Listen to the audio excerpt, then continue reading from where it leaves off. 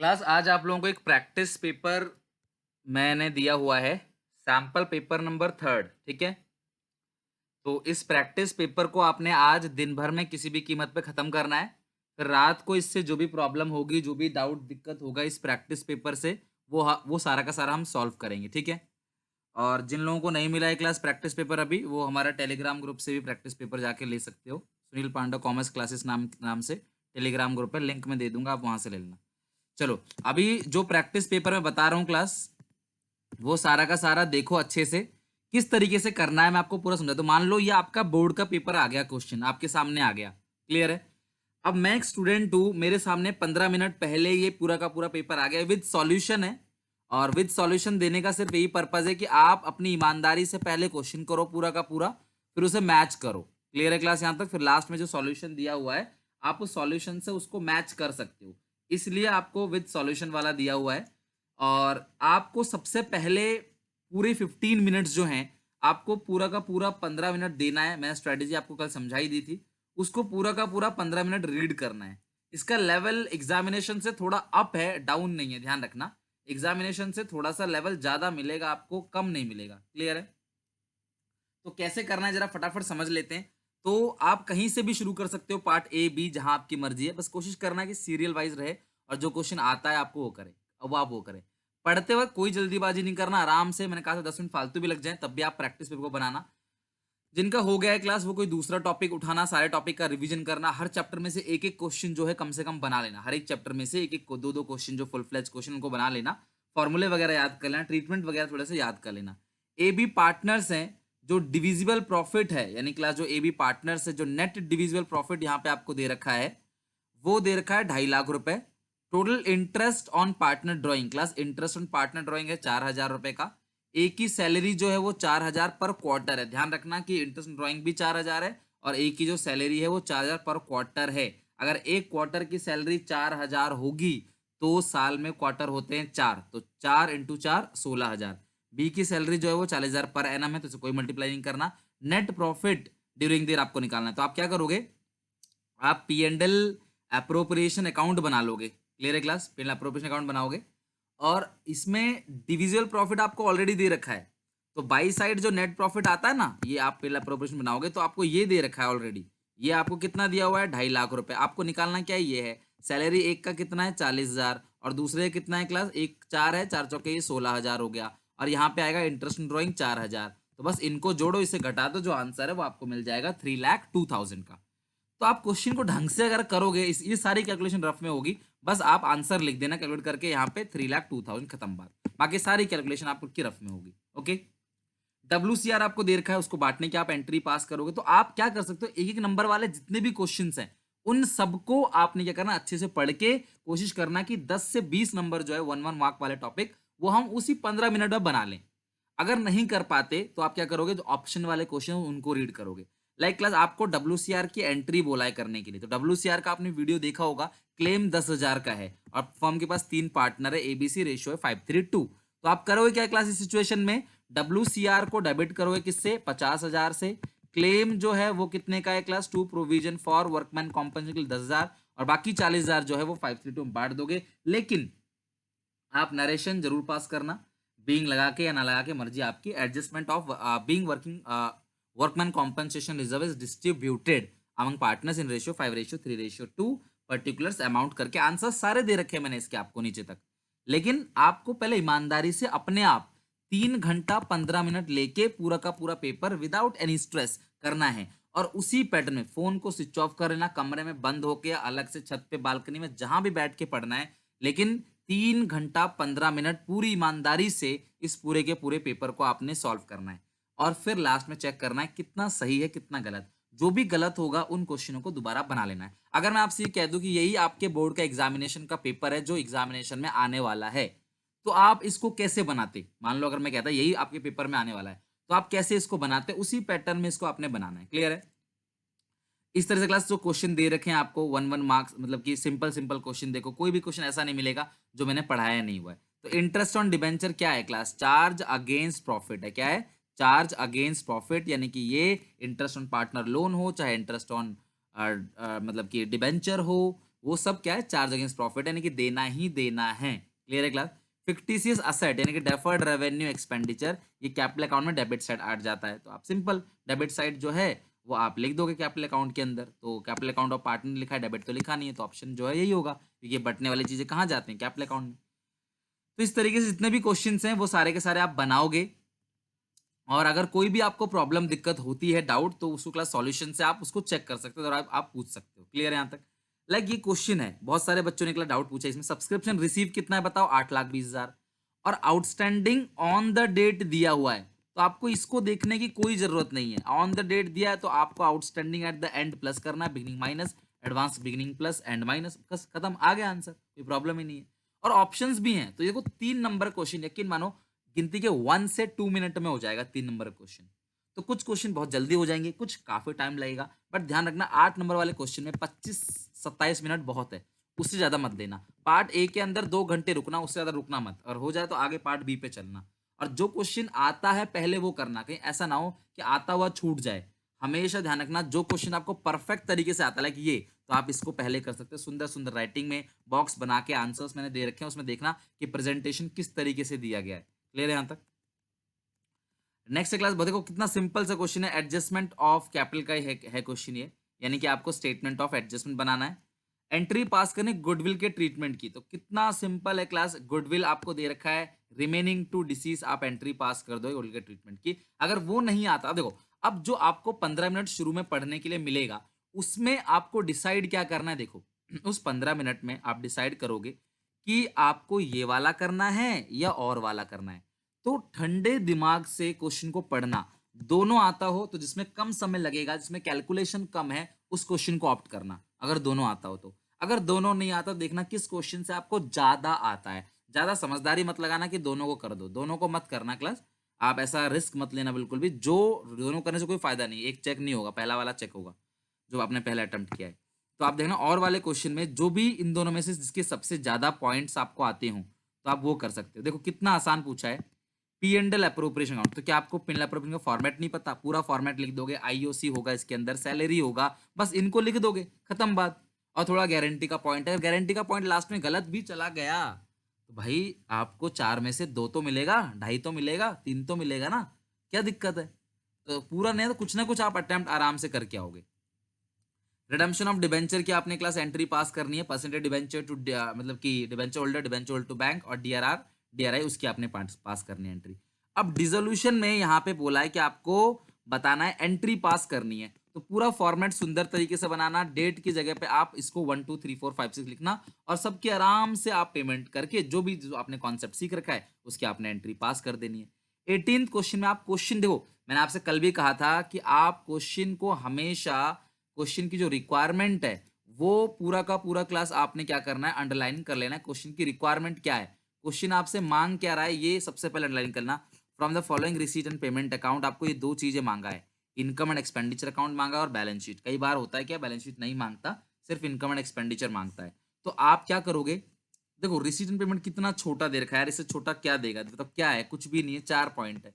इन सबको उधर भेजना होता है इनकम एंड एक्सपेंडिचर में, इन सबको उधर, और बैलेंस शीट बना देना, ओपनिंग बैलेंस शीट बनाना और फिर क्लोजिंग बैलेंस शीट, दोनों बैलेंस शीट बनाना। क्वेश्चन बहुत छोटा है, प्लीज इनकी प्रैक्टिस कर लेना। प्रैक्टिस करने से क्या होगा, कम से कम आप पेपर में पूरा आंसर भले ना कर पाओ, थोड़ा बहुत तो अटेम्प्ट कर लोगे ना, तो उससे भी आपको फायदा होगा।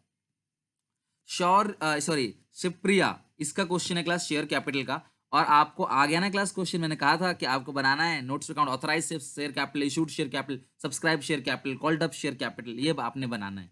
या फिर आप क्लास यहाँ पे कर सकते हो, री इशू की सिंपल एंट्री मांगी है, फॉरफीचर और री इशू की, ठीक है। तो फॉरफिट की एंट्री आपको याद होगी, share capital account debit to share, forfeit to unpaid call, और bank to share capital, reissue. तो री इशू पार पे हो रहा है, प्रीमियम पे हो रहा है, वो देख लेना।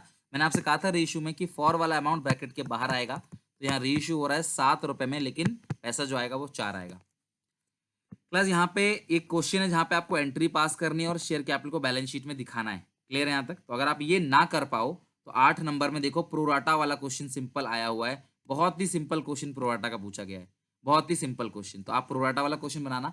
हालांकि एग्जामिनेशन में जो क्वेश्चन है इस टाइप का मुझे लगता है बहुत कम आएगा, इस प्रैक्टिस पेपर में तो है, लेकिन जहाँ पे 2 शेयर होल्डर होते हैं, मान लो अमन है, बजाज है, और दोनों का आपने कुछ शेयर फॉरफिट कर लिया, एक का थोड़ा कम फॉरफिट किया, इस तरीके से दोनों का अलग अलग कैटेगरी है, एक ने अलॉटमेंट नहीं दी, तो इस हिसाब से जो क्वेश्चन आता है फुल फ्लेज क्वेश्चन जो मैं शेयर में पार्ट नंबर 9 पार्ट नंबर 10 में कराया है, प्लीज यार उन क्वेश्चन को जरूर कर लेना। फुल फ्लेज क्वेश्चन कंपनी का 8 नंबर का है और उसके ऑप्शन में भी वही है। ध्यान रखना कि बहुत ही सिंपल टॉपिक आएगा एग्जामिनेशन में, आप उसको कर लेना। अब ये एक क्वेश्चन है क्लास, देखो इस टाइप से क्वेश्चन भी आ सकते हैं, कोई शक नहीं है क्लास कि इस टाइप से क्वेश्चन नहीं आ सकते। यहाँ पे क्वेश्चन ए बी का है और बाद में क्लास उन्होंने सी को एडमिट कर लिया, तो एडमिशन ऑफ ए पार्टनर है, सब चीज दे रखी है क्लास। कम से कम इन क्वेश्चन को तो मत छोड़ के आना, आपको मैक्सिमम चीजें दे रखी हैं, बस आपने बांट के बैलेंस शीट तक बनाना है। अगर आपको बैलेंस फिल द ब्लैंक्स वाले में प्रॉब्लम होगा तो आपको क्लास क्या बनाना है, लोन अकाउंट। देखो इतने ज्यादा ऑप्शन देने के बाद भी, रिटायरमेंट में इतने ज्यादा ऑप्शन देने के बाद भी अगर आप उसको नहीं बना पाते तो फिर प्रॉब्लम हो जाएगी। ध्यान रखना, स्टॉक ज्यादा पाया गया, स्टॉक फाउंड अंडर वैल्यूड, अगर क्लास स्टॉक ज्यादा पाया गया तो स्टॉक को कम कर दो। अगर कोई चीज ज्यादा पाया गया तो उसे कम कर दोगे। अब सर कैसे करेंगे? सर देखो, गुडविल की एंट्री जानते हो, रिमेनिंग टू रिटायरिंग। स्टॉक 10 पर, लैंड बिल्डिंग 10% से ज्यादा पाया गया ना, अंडर कम पाया गया, तो यानी ये 90% है। और स्टॉक जो है वो ओवर वैल्यूड पाया गया 20%, तो ये 120% है। तो अगर 4,50,000 90% है, कम से कम रीवैल्यूएशन तो जरूर बनाना। बांटने वाला आइटम इसके अंदर जनरल रिजर्व है, कम से कम इसको बांटना इस साइड कैपिटल में, गुडविल को अपोजिट साइड बांटना ओल्ड रेशियो में, ये काम तो कर ही लेना। तो अगर 90% 4,50,000 है तो 100% कितना होगा, 5 लाख। यानी कि स्टॉक को 50,000 से कम दिखा रखा है, सॉरी लैंड बिल्डिंग को तो 50,000 से बढ़ा देंगे। स्टॉक ज्यादा पाया गया है, स्टॉक मतलब ओवर वैल्यूड, स्टॉक जो है वो ज्यादा पाया गया है। तो स्टॉक अगर ज्यादा पाया गया है क्लास, तो आप स्टॉक को क्या कर दोगे, ज्यादा पाया गया है तो स्टॉक को आप कम कर देना। तो ये 120% है, तो अगर 1,80,000 120% है, अगर 1,80,000 जो है वो 120% है, तो आपको 100% निकालना है। तो 1,80,000 है डिवाइड बाई प्लस 120, ठीक है, और इंटू 100 कर दोगे तो यानी कि आपका 1,50,000, यानी कि वो 1,50,000 का था, गलती से आपने ज्यादा दिखा दिया है 20%। तो 1,50,000 का 20% यानी कि 30,000, देखो बढ़ के 30,000, 180 हो भी गया, तो 30,000 रिवॉल्यूशन में कम कर देंगे, तो टू स्टॉक के नाम से 30,000 आप दिखा दोगे, सिंपल। तो ये हो गया क्लास पूरा का पूरा। यहाँ पे अगला पॉइंट क्लास, मशीनरी जो है वो डिक्रीज हो गया 50,000 तक, 50,000 तक जो है वो मशीन जो है वो डिक्रीज हो गया है। अब इसमें ध्यान रखना, आपको सिर्फ बी का कैपिटल अकाउंट बनाना है, उसका लोन अकाउंट बनाना है। गलती से भी आप इसमें बैलेंस शीट वगैरह मत बनाना, सबकी कैपिटल अकाउंट मत बनाना, सिर्फ बी का जो कैपिटल अकाउंट है वो बनेगा इसके अंदर, और कुछ नहीं। 25% जो जनरल रिजर्व है, 25% जो जनरल रिजर्व है क्लास, वो ट्रांसफर हो गया किसमें, kept as a provision for doubtful debt. तो 25%, आप मुझे बताओ 60,000 का जो 25% है वो कैप्ट हो गया class as provision for doubtful debt में। क्लियर है यहां तक, प्रोविजन फॉर डाउटफुल डेट में। तो अब 60,000 में से, सुनना मेरी बात को, डाउट आता है इसमें, 25% मतलब 15,000 घटा दो तो बचा कितना क्लास, आप समझना, जीआर आपका 60 नहीं है, जीआर आपका 45 है, और 45,000 में बी का जो हिस्सा है 2/6 बांट देना बाई साइड, आपका 15,000 आ जाएगा। अगर आपने 60,000 का 2/6 किया होगा तो वो ज्यादा आ रहा होगा, तो ध्यान रखना, क्योंकि जीआर से 15 रिजर्व जो है ना 15,000, वो प्रोविजन फॉर डाउटफुल डेट में चला गया, तो जीआर से माइनस कर देना, और provision for doubtful date balance sheet में जाएगा, रिवैल्यूएशन में नहीं जाएगा, ध्यान रखना, वो बैलेंस शीट में जाएगा प्रोविजन फॉर डाउटफुल डेट। वो अगर हम बैलेंस शीट बनाते तो मैं डेटर में से माइनस जरूर करता, लेकिन हमें बैलेंस शीट नहीं बनाना तो वो छोड़ो। मोटर बाइक 20,000 की अनरिकॉर्डेड है, तो अनरिकॉर्डेड एसेट कहाँ पे आएगा, रिवैल्यूएशन में, क्रेडिट साइड। तो ये हो गया पार्ट ए का पूरा। तो आपको इस तरीके से पार्ट ए 2 घंटे के अंदर सॉल्व करना है। घड़ी रखना कि 2 घंटे में पार्ट ए हो जाए और पार्ट बी जो है आपका हो जाए। और कोई क्वेश्चन गलत हो गया मान लो, तो उसे बार बार चेक करने मत लग जाना कि एक ही क्वेश्चन के पीछे आप आधा घंटा लगा दो, यार ऐसा बिल्कुल मत करना। 8 नंबर वाले में ठीक है, लेकिन और किसी क्वेश्चन में आप टाइम ज्यादा मत देना, लिमिट से ज्यादा टाइम मत देना। क्लियर है यहाँ तक?